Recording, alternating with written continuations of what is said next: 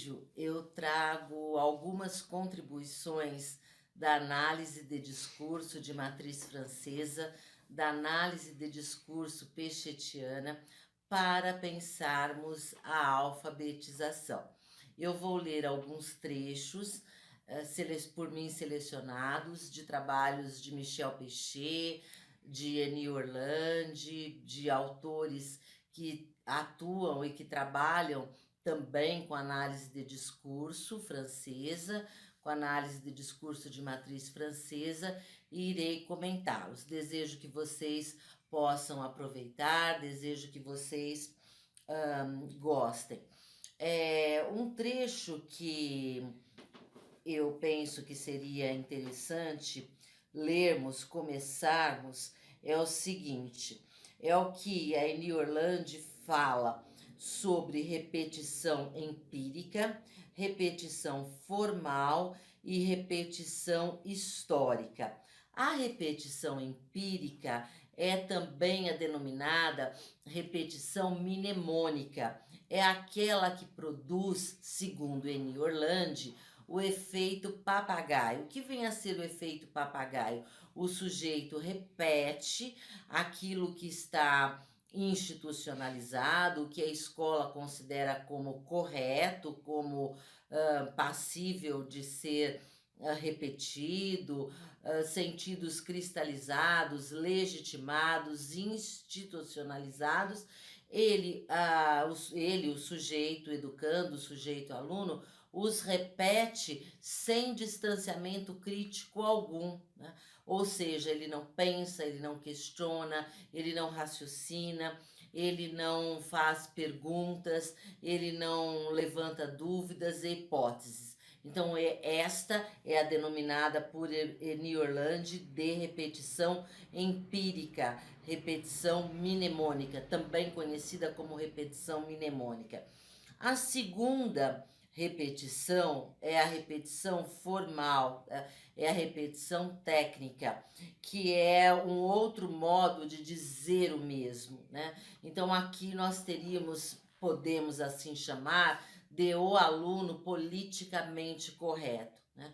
É aquele aluno formatado, que repete os sentidos que a escola quer, do jeito que a escola quer, faz as paráfrases que a escola quer, ele nunca vai burlar, por exemplo, a estrutura de um texto, ele nunca vai trabalhar com linguagens multimodais, né? Ele não vai conseguir estabelecer relações intertextuais, ele não vai trabalhar com letramentos multissemióticos, né? É aquele aluno que faz aquela redação certinha, com começo, meio e fim, é aquele aluno que fica dentro da média, né? Porque a escola, enquanto aparelho ideológico do Estado, segundo a Althusser, ela quer aquele aluno médio, aluno mediano, né?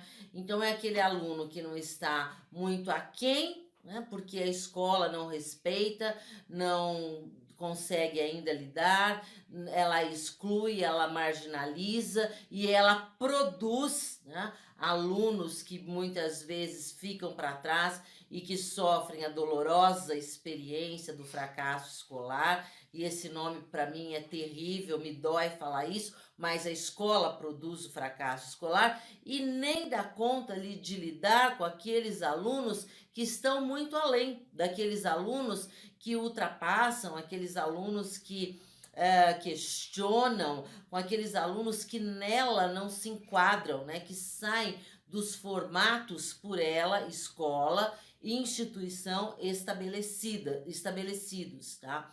Esse é um dos grandes problemas que nós temos na escola, enquanto instituição escolar, enquanto aparelho ideológico do Estado. E, por fim, nós temos a repetição histórica, que é, segundo Orlandi, aquela que permite o movimento do sujeito e da historização dos sentidos, né? Que é o que a análise de discurso faz. ela busca compreender como um objeto simbólico produz sentidos, né? Quem falou, quando falou, por que falou, em que condições de produção falou, a partir de qual interdiscurso, a partir de qual memória discursiva. Historicizar o dizer, né, é extremamente importante, por quê? Porque o nosso dizer, os nossos dizeres são lacunares, né? Eles são ambíguos, eles são caracterizados pela falha, pela ambiguidade, pelo deslizamento de sentidos. E falha aqui não tem um sinônimo de erro, né? Quando na análise de discurso, quando vocês lerem a linguagem é falha, é no sentido de que ela pode produzir inúmeros outros sentidos por nós não pensados, porque a cada interlocução vai ser produzido um efeito de sentidos.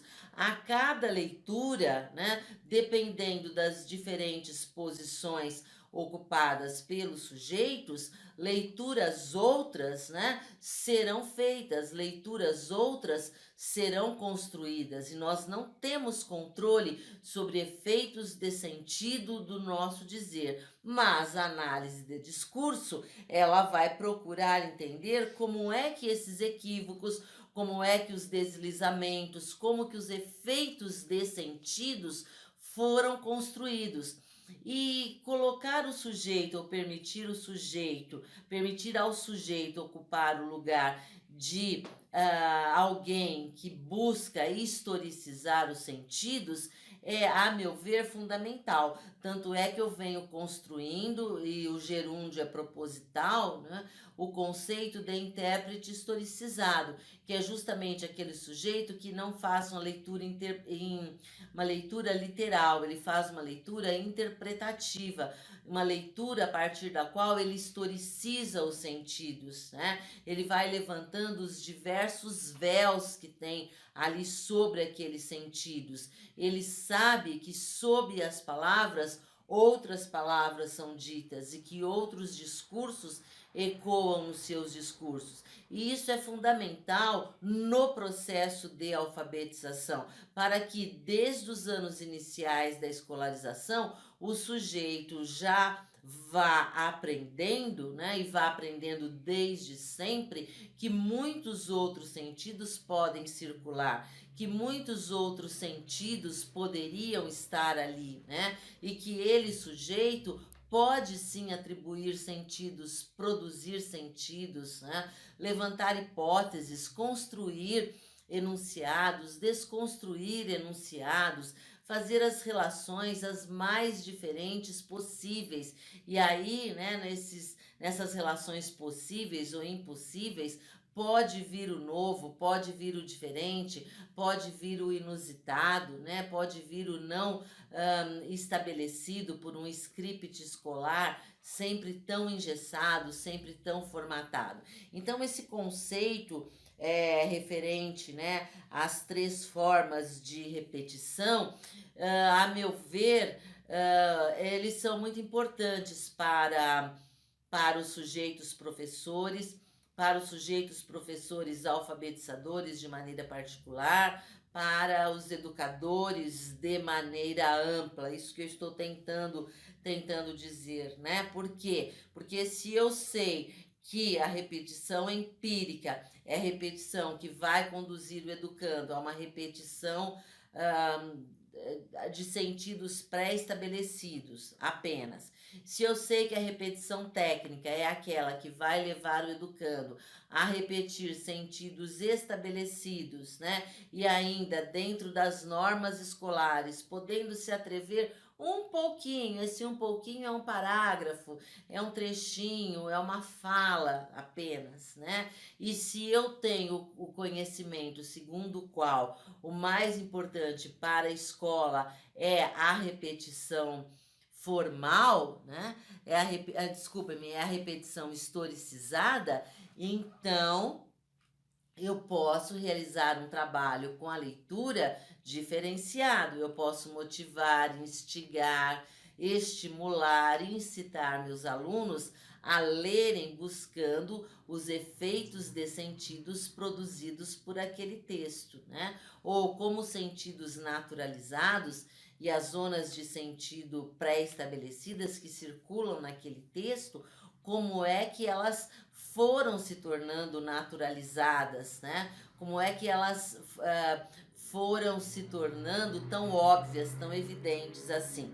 E gostaria, né, de lembrar o seguinte, que pela natureza incompleta da linguagem, né, do sujeito e dos sentidos, né, todo sentido, né, e ainda que todo sentido se filie a uma rede de construção, a uma determinada rede de sentidos, ele pode ser outro, né? O sentido sempre pode ser outro, nos ensina a Amy Orlandi. E eu complemento aqui dizendo o seguinte: os sentidos podem ser outros, mas não podem ser quaisquer. Por quê? Porque nós somos sócio-historicamente determinados. O sujeito é sócio-historicamente determinado, assim como os sentidos, né?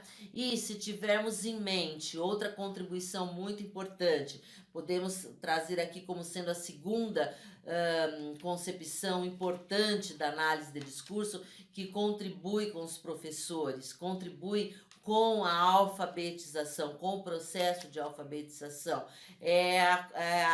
que tem a ver, é a que se relaciona com a incompletude da linguagem. A análise de discurso parte do pressuposto segundo o qual a linguagem é incompleta, né? Nós nunca vamos fechar os sentidos. Os nossos dizeres sempre deixarão abertura para novas perguntas, para diferentes entendimentos, para diferentes compreensões, para diferentes interpretações, né? Porque se a linguagem fosse completa, não haveria necessidade, por exemplo, da gravação deste vídeo, né? O quanto já se falou da análise de discurso, né? O quanto já se explicou sobre análise de discurso e suas contribuições, né? Mas os sentidos não se esgotam, assim como as perguntas, assim como os questionamentos, assim como os entendimentos, né? Se 5.000 pessoas assistirem a esse vídeo, né? Por exemplo, 5.000 estudantes de graduação, pós-graduação, professores, o grupo GEPAR assistir a esse vídeo, nós vamos ter leituras diferentes, nós vamos ter interpretações diferentes, certo? A terceira contribuição, bastante importante da análise de discurso para o processo de alfabetização, é a que nos ensina, é a que nos diz, né, que o discurso é o lugar em que se pode observar a relação entre língua e ideologia. Por quê? Porque o discurso é no discurso entendido como efeito de sentidos, efeito de sentidos produzidos, né, por sujeitos socio-historicamente determinados, né, os sentidos estarão materializados na língua e estarão marcados na língua, né? Então a relação entre ideologia e língua pode ser observada no discurso, e é preciso lembrar que não há discurso sem sujeito e não há sujeito sem ideologia. E é preciso lembrar também que a ideologia sempre vai nos interpelar, né? Nós seremos sempre capturados ideologicamente, mesmo que não queiramos, mesmo que lutemos para isso, né? Podemos ser capturados ideologicamente em diferentes níveis. É lógico, né? O sujeito pode, por exemplo, ser capturado ideologicamente numa dimensão em que ele acredita em tudo que a mídia traz. Ele acredita em todos os fake news, ele nunca vai desconfiar de uma estatística, ele nunca vai desconfiar de uma reportagem, ele nunca vai desconfiar de uma situação, né? Esse é o sujeito totalmente capturado ideologicamente. Podemos ter aqueles sujeitos, né, que vão dizer, espera aí, né, eu preciso checar esses dados, eu preciso checar essas informações, né, porque esta informação veio antes daquela, porque os parágrafos foram dispostos desta maneira, porque este texto traz este título, porque a cada enunciação que trouxe X, Y, Z e Z foram omitidos A, B e C, A, B, C e F, por exemplo, né? Então, no discurso, o discurso é o lugar em que podemos observar a relação da língua com a ideologia. E como a ideologia é compreendida na análise de discurso? Ela é compreendida como sendo a naturalização dos sentidos.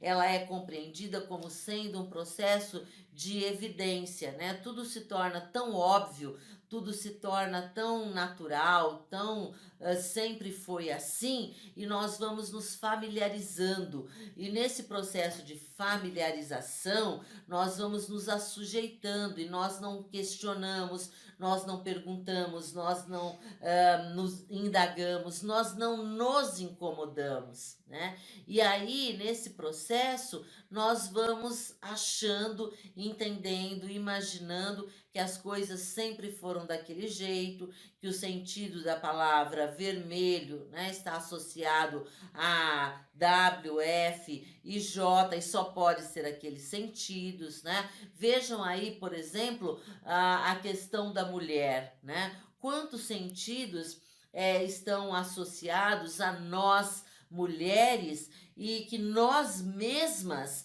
reproduzimos e não nos damos conta disso, né?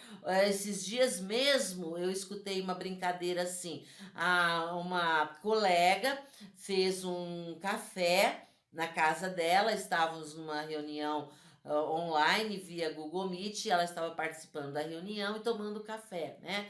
E um colega de outro gênero disse assim, você já pode casar, né? Já sabe fazer café. Parece uma brincadeira inocente, parece, mas não é nem brincadeira e muito menos inocente. Por quê? Porque ela carrega uma carga, uma história, uma memória ideológica muito forte, né?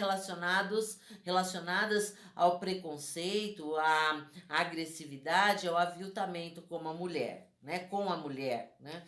E, sobretudo, isso vai passando de geração em geração por meio da ideologia, por meio da naturalização dos sentidos.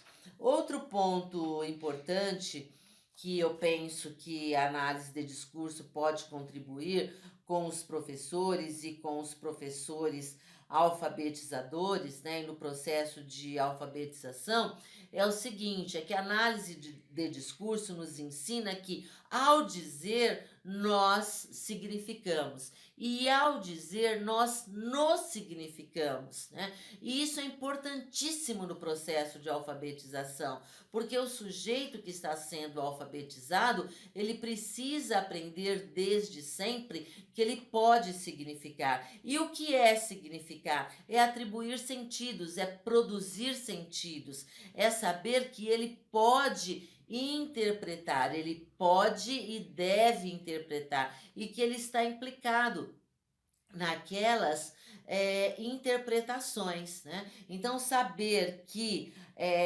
ao significar nós também nos significamos, e quando nós nos significamos, nós trazemos a nossa memória discursiva, nós trazemos o nosso interdiscurso, nós trazemos as nossas redes de sentido, né, as redes de sentido às quais nós nos filiamos, né, é muito importante. Por quê? Porque o processo de alfabetização começa a fazer sentido, sentido para o educando e sentido para o professor.